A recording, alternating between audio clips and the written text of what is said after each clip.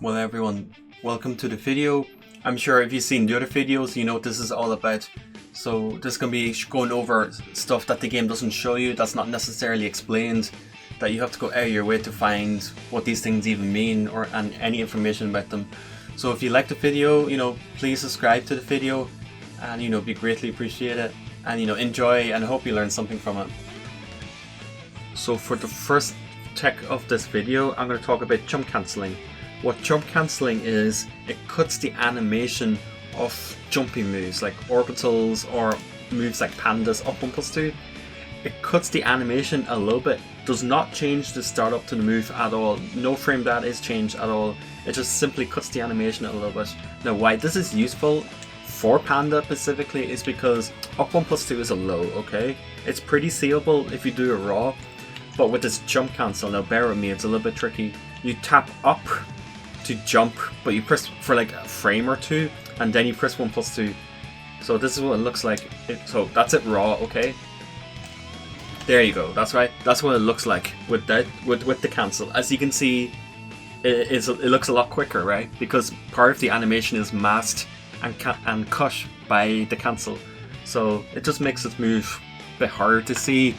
And yeah, it's a pretty cool thing in the game, I think. Pretty niche, not very applicable to in general, apart from theirs, I think.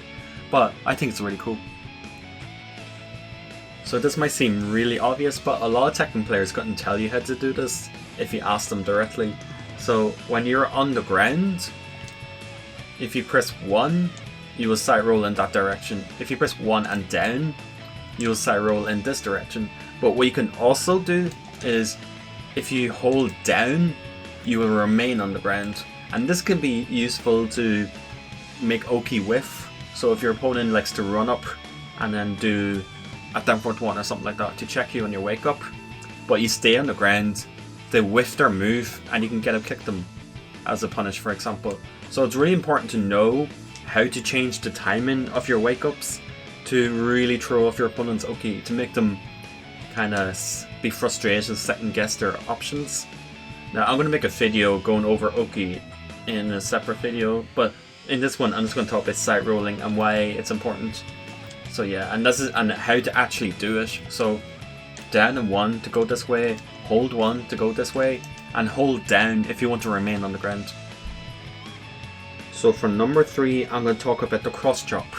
A cross drop is a form of a spring kick that some characters have in this game. Paul is one of them, Steve, some male characters have them, Kunimitsu has them of the females. So it's when you're lying on the ground, this is the cross drop. Now what's kind of special about this is because when you make them block it, you can float them with a jab. And I'm not really sure why, but it is like a true guard break. You can float them with a jab if they block it. Obviously this might sound really OP, but you can slice step the cross drop, or you can react if you're close enough and float it with a quick poke. But if you do manage to force them to block the cross drop, take your free combo. Like learn your combo off this, because you can make them hesitate and block it in clutch moments. And then there's other spring kicks in the game, but I went over them already. I'm just talking about the cross dropping specifically. So yeah, that's the cross up check, or the cross up drop. So for number 4, this is actually something I just learned today, like how exactly it works. So ultimate tackle into the follow-up punches. Now this is assuming the character has a generic tackle game. Like for Dragunov, for Paul, it's going to be a bit different, right? Their options are going to be like character specific. But for the generic tackle game we're going to talk about here. So for example, and what's even weirder, that some characters have a generic down back 1+2 to tackle it. Kazuya has one, Raven has one, some other characters I'm forgetting probably. So let's talk about it, okay? So here I'm doing all ones, okay? I'm doing all ones. So what you have to do is, when you get into the tackle, when you eat the tackle, you have to press the opposite arm to what they're punching with. So I assigned Kazuya to do all ones. So I'm going to press 2, and I break immediately, right? So you get an opportunity to break the tackle on the first punch and the last punch. If you mess up the break on the first punch, as in you guess wrong, 3 punches are guaranteed. So I'm going to guess wrong on purpose. So I'm going to press 1. As you can see, I can't even attempt to break until the last punch.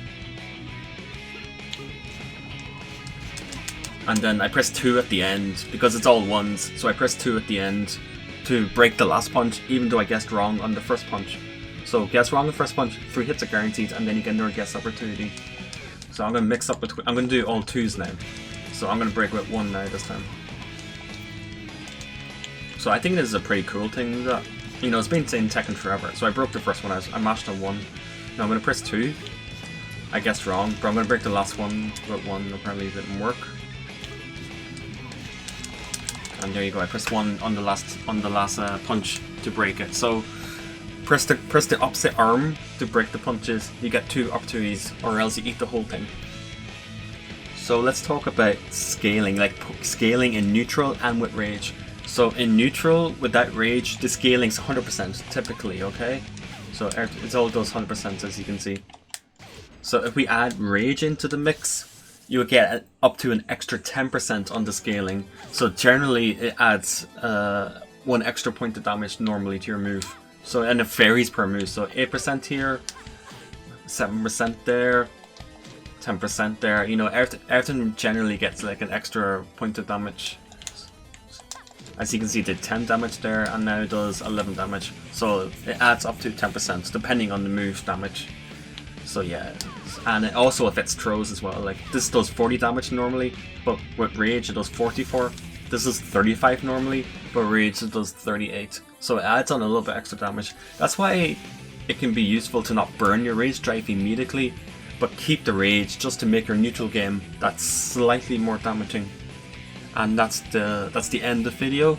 Thank you for watching. This will be the last video I will do because, you know, I'm really running out of ideas. Like this was all like kind of clutching at straws to get ideas for this video. So this will be the last tech video I do. Please check out the other videos. I hope they helped. I hope people learned something from them. And thank you for watching. Please subscribe to my channel and all that, you know, the usual. Thank you very much.